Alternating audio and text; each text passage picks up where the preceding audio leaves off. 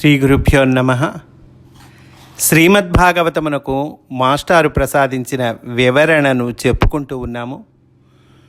అందులో భాగంగా 9 విధముల సృష్టిని చెబుతూ ఉన్నారు. ఈ సృష్టి అంతయు 9 విధములు. ఈ 9 విధములలో కొంత సృష్టి ప్రాకృతము, కొంత వైకృతమని వర్గీకరింపబడిందన్నారు.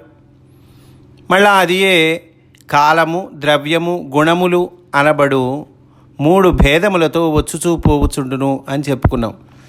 ఆ 9 విధాల సృష్టిలో మొదటిది మహత్తత్వము, రెండవది అహంకార తత్వము, మూడవది పంచభూతములు 5 తన్మాత్రల సృష్టి మూడవది అని అనుకున్నామండి. ఇక 4వది ఇంద్రియముల సృష్టి 4వది. అందు జ్ఞానేంద్రియములు 5ను, కర్మేంద్రియములు 5ను, మొత్తము 10 ఇంద్రియములు పుట్టును. వానిలో స్పర్శ, చూపు, వినుట, రుచి, చూచుట, వాసన చూచుట అనబడునవి జ్ఞానేంద్రియములు 5. వీని స్థానములే చర్మము, కన్ను, చెవి, నాలుక, ముక్కు అనునవి. ఇక వాక్కునకు నోరు, గమనమునకు పాదములు, పనులకు చేతులు, శుక్రమూత్రములకు గుహ్యము, మలమునకు మలావయవము అనునవి 5 కర్మేంద్రియములు. 5 జ్ఞానేంద్రియాలండి, 5 కర్మేంద్రియాలు. మనస్సు యొక్క సృష్టి 5వది. 4 ఇంద్రియాలు అనుకుంటే కనుక 5వ సృష్టి ఏంటి? మనస్సు అంటున్నారు. ఇది సాత్వికాహంకారము నుండి పుట్టును. ఇందు మనసున పనిచేయు దేవతలు పుట్టుదురు. కనుకనే ఈ దేవతలకు సుమనస్సులు అని పేరు వచ్చినది. దేవతలని సుమనస్సులు అంటారటండి. ఎందుకంటారు? మనసును పనిచేసేటువంటి దేవతలు పుడతారు కదండి. ఆలోచించుట, ఇంద్రియముల ద్వారమున పరిసరములను గమనించుట మున్నగు పనులు వీరిచే చేయబడును. 6వది ఆవరణ సృష్టి. ఆవరణ సృష్టి 6వదటండి. జీవుల బుద్ధితో సంబంధము లేకయే దేహ నిర్మాణాదులు పొరలుగా ఏర్పడుట జరుగును. ఇందు సప్తధాతువులు, శరీర నిర్మాణము, అందలి భాగముల పనులు ఉత్పత్తి అగును. The makers of the frame and the engine. అదండి, the makers of the frame and the engine. ఇది జీవులకు తెలియకుండా జరుగును కనుక తామస సృష్టి అనబడును. జీవులకి తెలియకుండా జరుగుతుందటండి ఈ ఆవరణ సృష్టి అనేటువంటిది. అందువల్ల దీన్ని తామస సృష్టి అంటారట. అనగా తమోగుణము పనిచేయుట వలన ఇది ఏర్పడును. ఈ 6ను ప్రాకృత సృష్టులు అనబడును. ఈ 6 కూడా ప్రాకృత సృష్టులటండి. Natural out pouring of the creation. ఇంగ్లీష్లో చెప్పుకోవాలనుకుంటే కనుక ప్రాకృత సృష్టులు అంటే ఏంటండి? Natural out pouring of the creation. ఈశ్వరుడు లీలార్థము దేహము నుండి విహరించుటకై, దేహ నిర్మాణముకై ఇది తోడ్పడును. దేహ నిర్మాణానికై ఈ ప్రాకృత సృష్టి అనేది తోడ్పడుతుంది. అసలు దేహ నిర్మాణం ఎందుకు అంటే ఈశ్వరుడు లీలార్థము దేహమునందు విహరించుటకై. ఇక మిగిలినవి వైకృత సృష్టులు అనబడును. అంటే ఏంటి? ఇంగ్లీష్లో చెప్పుకోవాలంటే secondary out pourings of the creation. అంటే natural out pouring of the creation అంటే ఏమో ప్రాకృత సృష్టులు, secondary out pourings of the creation అంటే ఏమో వైకృత సృష్టులు. 6వది తర్వాత 7వది స్థావరముల సృష్టి లేక ఊర్ధ్వ స్రోతస్సు 7వది. అంటే వెర్టికల్ క్రియేషన్. ఇందు ఈ దిగువ భాగములు ఉన్నవి. ఈ వెర్టికల్ క్రియేషన్లో మళ్ళీ భాగాలు ఉన్నాయండి. దీన్ని ఊర్ధ్వ స్రోతస్సు అంటారు, లేదా స్థావరముల సృష్టి అంటారు. ఏంటి ఇందులో భాగాలు? ఒకటి వనస్పతులు, అనగా పువ్వులు లేకుండా కాయలు పండ్లు గల చెట్లు. రావి, జువ్వి, అత్తి, పనస మొదలగు జాతుల వృక్షముల గుంపు. పువ్వులు లేకుండా కాయలు పండ్లు ఉండేటువంటి చెట్లటండి ఇవి. ఏంటవి? రావి, అట్లాగే జువ్వి. ఉదాహరణ ఇస్తున్నారు మనకి మాస్టారు. అత్తి, పనస మొదలగు జాతులు గల వృక్షములు. ఇవి స్థావరములండి. స్థావరములంటే కదలకుండా ఒక చోట ఉండేవి, స్థిరంగా ఉండేవి.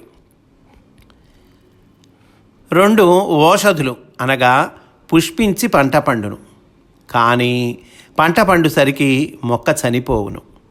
వరి, గోధుమ, పెసర, మినుము మొదలగు ధాన్యములు ఈ జాతికి చెందును. హెర్బ్స్ అంటారు ఇంగ్లీష్లో వీటిల్ని. చూడండి, మనకి సైన్స్ పాఠం కూడా చక్కగా వివరిస్తున్నారండి మాస్టారు.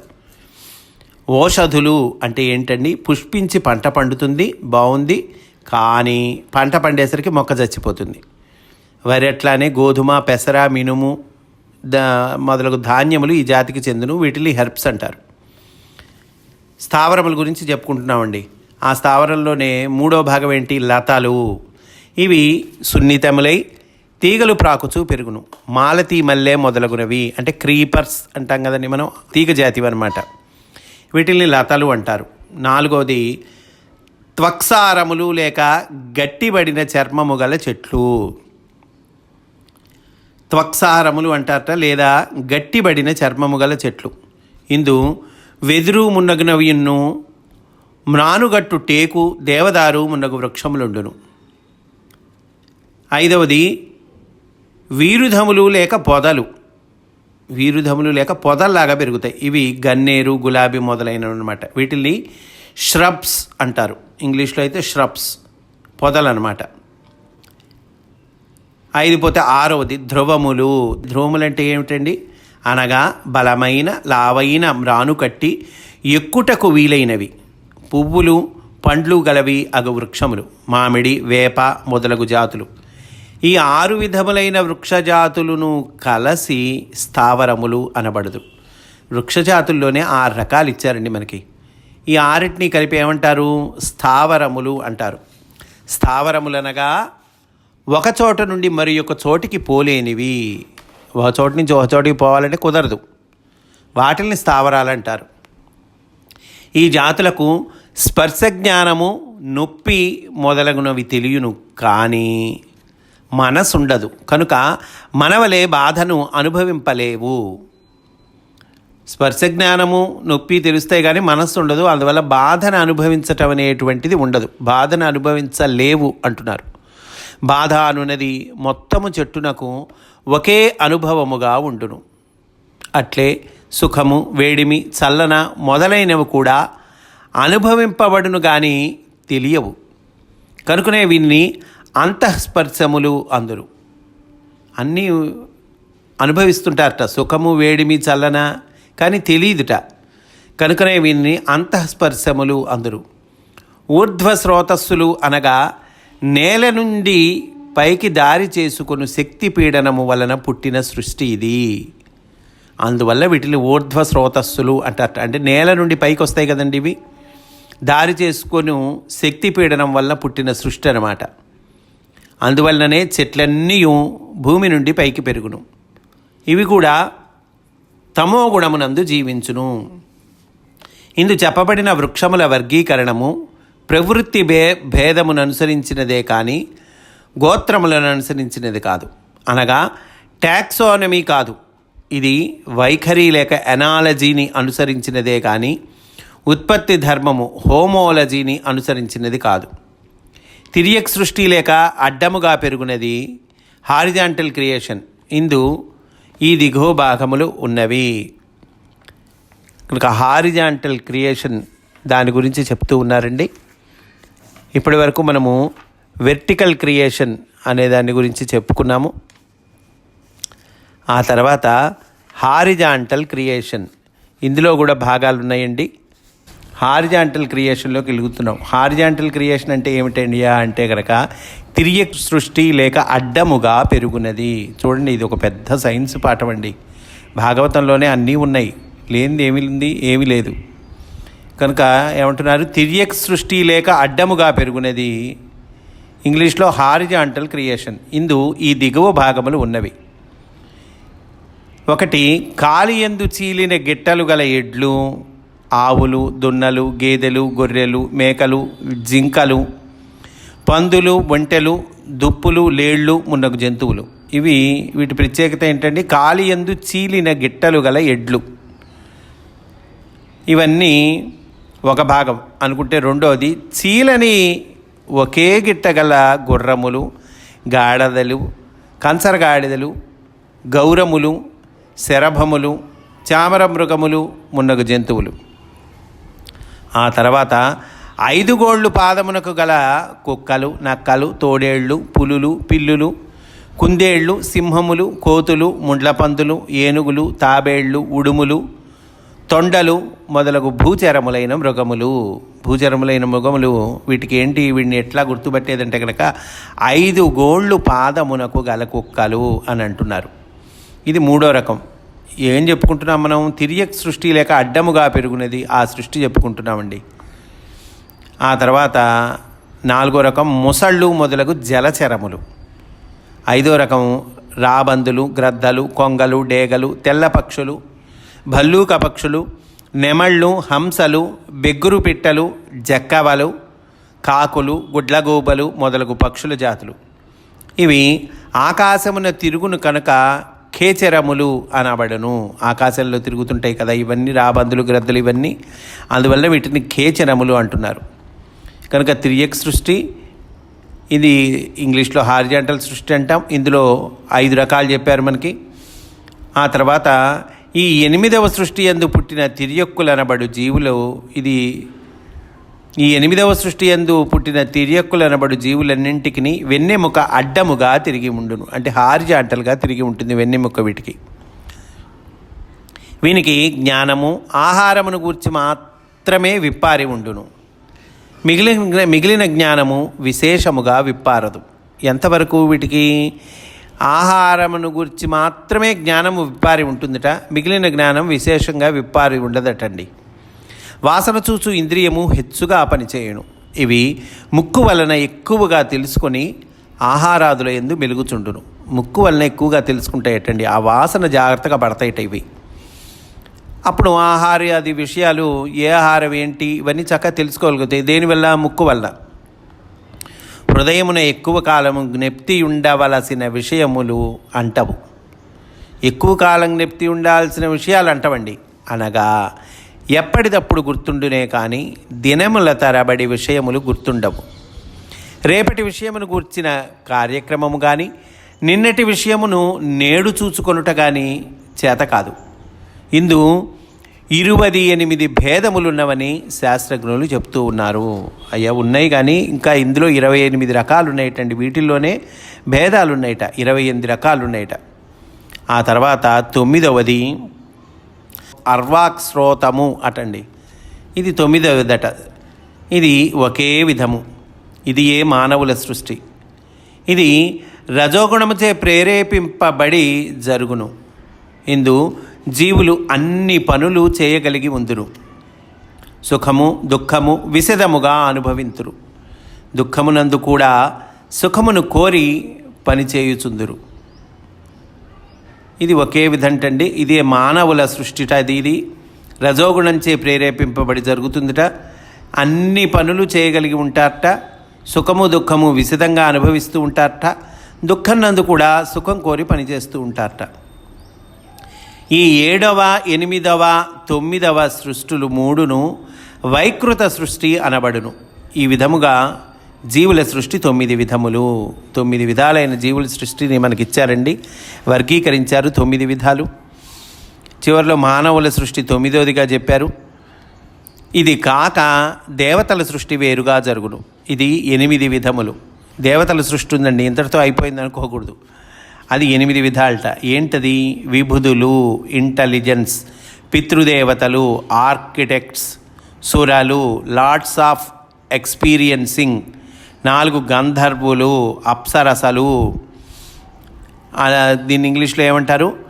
గంధర్వులు, అప్సరసలు అంటే gods of rhythm and periodicity and goddess of liquification. అదండి, గాడెసెస్ ఆఫ్ లిక్విఫికేషన్. వీళ్ళని గంధర్వులు, అప్సరసలు అంటారు. ఆ తర్వాత 5వది యక్షులు రక్షస్సులు అంటే గ్రూప్ సోల్స్ అండ్ ఎలిమెంటల్స్. ఆ తర్వాత 6వది భూతములు, ప్రేతములు, పిశాచములు. ఇందు భూతములు పంచభూతములతో చేయబడిన శక్తులు, ప్రేతములనగా దేహములు విడిచిన జీవులు. భూతములంటే పంచభూతాలతో చేయబడిన శక్తులండి. ప్రేతములంటే దేహాలను విడిచిన జీవులు. మరి పిశాచములంటే జీవుల మాంసము తినువారు, వ్యాధులు, సూక్ష్మజీవులు మొన్నగునవి, అవి పిశాచాలటండి. జీవుల మాంసాన్ని తింటాయిట. అవి ఏంటి? వ్యాధులు ఉన్నాయి కదండి, సూక్ష్మజీవులు ఉన్నాయి కదా, జీవుల మాంసాన్ని తింటాయి కదా, అందువలన వీటిని పిశాచములు అన్నారు. అదండి భూత ప్రేత పిశాచములు అంటే అర్థం. అది భూతములంటే ఏమో పంచభూతములతో చేయబడిన శక్తులు, ప్రేతములనగా ఏమో దేహాన్ని విడిచినటువంటి జీవులు, పిశాచములంటే కనుక జీవుల మాంసం తినేవారు, వ్యాధులు, సూక్ష్మజీవులు మొన్నగునవి. ఆ తర్వాత 7వ వాళ్ళు సిద్ధులు, చారణులు, విద్యాధరులు. సిద్ధులనగా కార్యసిద్ధిని కలిగించువారు, పంచభూతములను మార్పు చేయగల జీవులు. చారణులంటే అండి, చారణులనగా గమనములకు అధిపతులు, మూవింగ్ అన్నమాట, దానికి అధిపతులు చారణులు. విద్యాధరులనగా విద్యలను ధరించువారు, మనము చదువుకొనుట, శాస్త్రములు అభ్యసించుట అను శక్తులు పొందుట వీరి వలననే. ఆ తర్వాత 8వ వాళ్ళు కిన్నరులు, కింపరుషులు. కిన్నరులనగా కంఠధ్వనులను శృతులుగా మార్చువారు, కింపురుషులనగా అంగవిన్యాసములు, ముఖ కవళికలు, భావ ప్రకటనములు కలిగించువారు. ఈ 8 తరగతులు గల దేవ సృష్టితో మొత్తము 10 విధములైన సృష్టి వివరింపబడినది. 8 తరగతులైన దేవతలతో మొత్తము 10 విధాలైన సృష్టి వివరింపబడిందండి. ఇక మనువుల గూర్చియు మన్వంతరములను గూర్చియు తెలుపవలసి ఉన్నది. ఇన్ని రూపములుగా నారాయణుడొక్కడే పుట్టుచున్నాడు. ఇది అల్టిమేట్ అండి. ఇంక ఇది ఈ మాట ఏంటి అయ్యా, అనేక రూపాలు చెబుతున్నాము. తిరియక్కులన్నాము, మానవులన్నాము, దేవతలన్నాము, యక్షులన్నాము, భూతాలన్నా, ప్రేతాలన్నా, పిశాచాలన్నాము. నువ్వు ఏమైనా చెప్పు, ఏమైనా అను. ఇన్ని రూపములుగా నారాయణుడు ఒక్కడే పుట్టుచున్నాడు. అది అతని సంకల్పము, దానికి అడ్డు లేదు. అతను రజోగుణముతో కూడినప్పుడు సృష్టికర్తగా దిగివచ్చి తన సామర్థ్యము చేత తన రూపముగా ఈ మొత్తము సృష్టించి కల్పించుచున్నాడు. అతని మాయ వ్యాపించుట వలన ఈ సృష్టి యందు ఒక్కొక్క సృష్టియు నదిలోని సుడిగుండము వలె తిరుగుచుండును. నదిలోని సుడిగుండంలాగా తిరుగుతుందటండి. ఆ సుడిగుండమున పడి తిరుగు వృక్షముల వలె అందలి జీవులను, దేవతలను వర్తించుచుందురు. ఆ వేగమున వారికి సృష్టి యొక్క ముందు వెనకలు అర్థము కాకుండాను. అనగా ఇంతకు ముందు ఇట్టి సృష్టులు చాలా జరిగినవనియు, ఇటుపైన కూడా జరుగుననియు, అందు తామున్నది ఒక సృష్టి మాత్రమే అనియు గోచరింపదు. ఒక్కొక్క సృష్టిని ఒక్కొక్క కల్పమందురు. ప్రతి కల్పమునందును దేవతలు, అసురులు మున్నగువారు పుట్టుచుందురు. ఒక్కొక్క సృష్టిని ఒక్కొక్క కల్పం అంటారటండి. ప్రతి కల్పంలో కూడా దేవతలు ఉంటారు, అసురులు ఉంటారు, వాళ్ళు పుడుతూ ఉంటారు. అలాగే ప్రతి మన్వంతరమునను మరలా పుట్టుచుండి ఇట్లే విభాగములు కలిగి ఉందురు. ఈ 10 విధములైన సృష్టులు కాక మరి ఒక విశేషమైన సృష్టి ఉన్నది. దానిని కౌమారమందురు. అందు కుమారులనబడువారు పుట్టుదురు. వీరు ఈ 10 విధాలైన సృష్టి కాక ఇంకా విశేషం ఉందటండి. దాన్ని కౌమారము అంటారట. అందు కుమారులు అనవాడు వాళ్ళు పుడుతూ ఉంటారట. వీరు మిగిలిన సృష్టి కన్నా ముందుగా బ్రహ్మ పుట్టిన తర్వాత పుట్టుదురు. వీరే సనకుడు, సనందుడు, సనత్కుమారుడు, సనాతనుడు అనువారు. వాస్తవమునకు వీరు కూడా దేవతల సృష్టిలో భాగము అనవచ్చును. కానీ వీరు మిగిలిన 8 విధములైన ప్రాకృత, వైకృత సృష్టుల యందు కూడా అంతర్యాములై ఉందురు. దేవతలుగను రూపము వహించి మొత్తము సృష్టిలో పనిచేయుచుందురు. అంతేకాక భూమిపై మనుషులుగా దిగివచ్చి కూడా భక్తి జ్ఞానాదులను ఉపదేశించుటకు పనిచేయుచుందురు. ఇదండి కౌమారులు అంటారని చెప్పుకున్నాం. మిగిలిన సృష్టి కన్నా ముందుగా బ్రహ్మ పుట్టిన తర్వాత పుడతారట వీళ్ళు. మనకు తెలుసు సనకుడు, సనందుడు, సనత్కుమారుడు, సనాతనుడు అనేటువంటి వాళ్ళు. వాస్తవానికి వీళ్ళు కూడా దేవతల సృష్టిలో భాగమని అనవచ్చయ్యా. కానీ వీరు మిగిలిన 8 విధములైన ప్రాకృత వైకృత సృష్టిలందు కూడా అంతర్యాములై ఉంటారు. దేవతలుగాను రూపం వహించి మొత్తము సృష్టిలో పనిచేస్తారు. అంతేకాక భూమిపై మనుషులుగా దిగివచ్చి కూడా భక్తి జ్ఞానాదులను ఉపదేశించుటకు పనిచేయుచుందురు. ఇట్లు నారాయణుడు ఈ సృష్టి భేదమును తనయందే కల్పించెనని మైత్రేయుడు విదురునకు చెప్పెను. అటుపైన కాలమును గూర్చి ఈ విధముగా వివరించెను. మైత్రేయుడు విదురునకు చెప్తూ ఉన్నాడు, నారాయణుడు ఈ సృష్టి భేదమును తనయందే కల్పించాడయ్యా, ఈ రకంగా సృష్టి జరిగింది అని చెప్తూ ఉన్నాడండి. అటుపైన కాలమును గూర్చి వివరించాడు. ఏం వివరించాడు అనేటువంటిది రేపటి రోజున మనము చెప్పుకుందాము అని సవినయంగా మనవి చేసుకుంటూ స్వస్తి వాసుదేవ.